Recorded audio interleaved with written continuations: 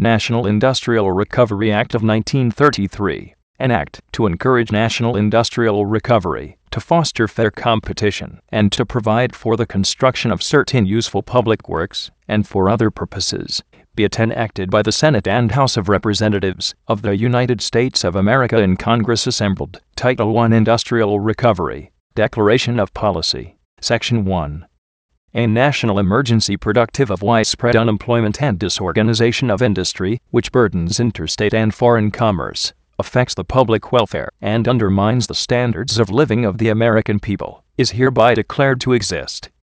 It is hereby declared to be the policy of Congress to remove obstructions to the free flow of interstate and foreign commerce which tend to diminish the amount thereof, and to provide for the general welfare by promoting the organization of industry for the purpose of cooperative action among trade groups, to induce and maintain united action of labor and management under adequate governmental sanctions and supervision, to eliminate unfair competitive practices, to promote the fullest possible utilization of the present productive capacity of industries, to avoid under restriction of production, except as may be temporarily required, to increase the consumption of industrial and agricultural products by increasing purchasing power, to reduce and relieve unemployment, to improve standards of labor, and otherwise to rehabilitate industry, and to conserve natural resources. Administrative agencies. Section 2.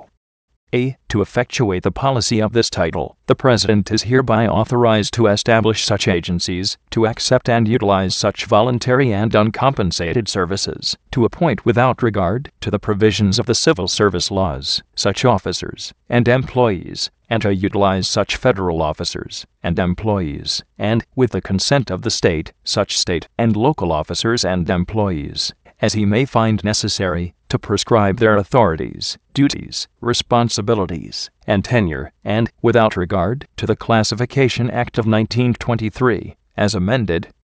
to fix the compensation of any officers and employees so appointed. B. The President may delegate any of his functions and powers under this title to such officers, agents, and employees as he may designate or appoint, and may establish an industrial planning and research agency to aid in carrying out his functions under this title. C. This title shall cease to be in effect, and any agencies established hereunder shall cease to exist at the expiration of 2 years after the date of enactment of this act, or sooner if the President shall by proclamation, or the Congress shall by joint resolution declare that the emergency recognized by Section 1 has ended. Codes of Fair Competition. Section 3.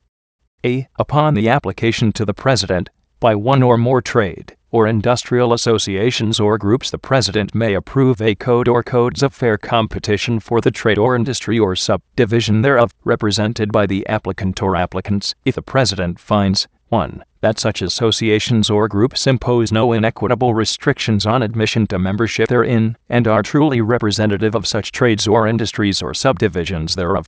and 2. That such code or codes are not designed to promote monopolies or to eliminate or oppress small enterprises, and will not operate to discriminate against them, and will tend to effectuate the policy of this title, provided that such code or codes shall not permit monopolies or monopolistic practices, provided further that, where such code or codes affect the services and welfare of persons engaged in other steps of the economic process,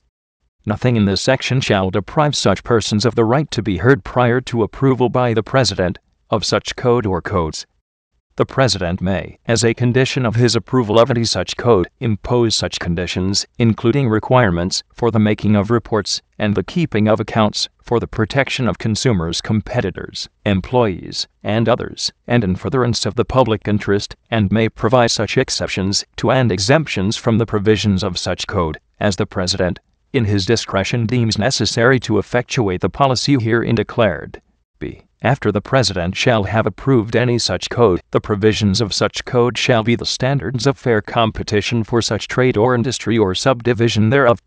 Any violation of such standards in any transaction in or affecting interstate or foreign commerce shall be deemed an unfair method of competition in commerce within the meaning of the Federal Trade Commission Act, as amended, but nothing in this title shall be construed to impair the powers of the Federal Trade Commission, under such act, as amended. C. The several district courts of the United States are hereby invested with jurisdiction to prevent and restrain violations of any code of fair competition approved under this title, and it shall be the duty of the several district attorneys of the United States, in their respective districts, under the direction of the Attorney General, to institute proceedings in equity to prevent and restrain such violations. D. Upon his own motion, or if complaint is made to the President, that abuses inimical to the public interest and contrary to the policy herein declared are prevalent in any trade or industry or subdivision thereof, and if no code of fair competition therefore has theretofore been approved by the President,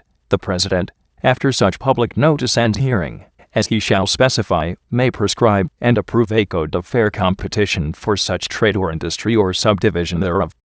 which shall have the same effect as a code of fair competition approved by the President under subsection A of this section. E. On his own motion, or if any labor organization, or any trade or industrial organization, association, or group, which has complied with the provisions of this title, shall make complaint to the President that any article or articles are being imported into the United States in substantial quantities, or increasing ratio to domestic production of any competitive article or articles, and on such terms, or under such conditions, as to render ineffective, or seriously to endanger the maintenance of any code or agreement under this title, the President may cause an immediate investigation to be made by the United States Tariff Commission, which shall give precedence to investigations under this subsection, and if, after such investigation, and such public notice and hearing, as he shall specify, the President shall find the existence of such facts, he shall, in order to effectuate the policy of this title, direct that the article or articles concerned shall be permitted entry into the United States only upon such terms and conditions and subject to the payment of such fees, and to such limitations, in the total quantity which may be imported, in the course of any specified period or periods, as he shall find it necessary to prescribe an order, that the entry thereof shall not render, or tend to render ineffective any code or agreement made under this title.